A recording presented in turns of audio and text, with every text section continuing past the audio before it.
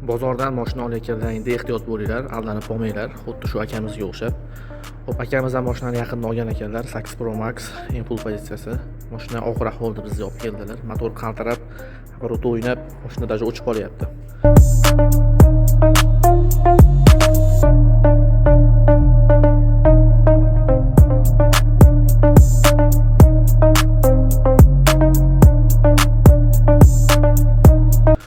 Xo'p, bu mashinaga nima qilingan? Bizdan oldin injektorlar tozalangan, pamperslari almashib, mezonasotlar hamma yo'q almashgan. Injektorni almashtirish payti, chiqarish paytida juda qo'pollik bilan chiqarib, injektorlari kuyib qolgan.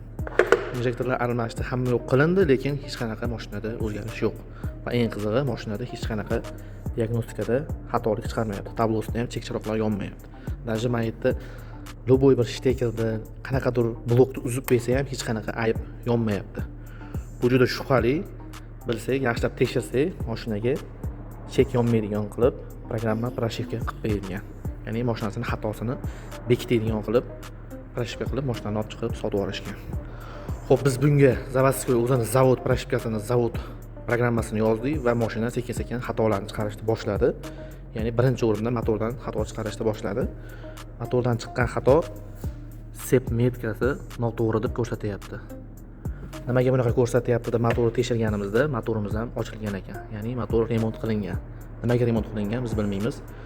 Yangi olgan egalari ham bundan boxabar. Xo'p, endi bu mashinani hozir yana motorini qaytadan ochib, bitta-bitta hamma yo'g'ini tekshirib chiqaramiz. Videoda keyingi qismlari ham bo'ladi. Profilga obuna bo'lib, kuzatib borsanglar, mashinani xudo xolasa bitirganimizni ham, ayblarini topganimizni ham qo'yamiz.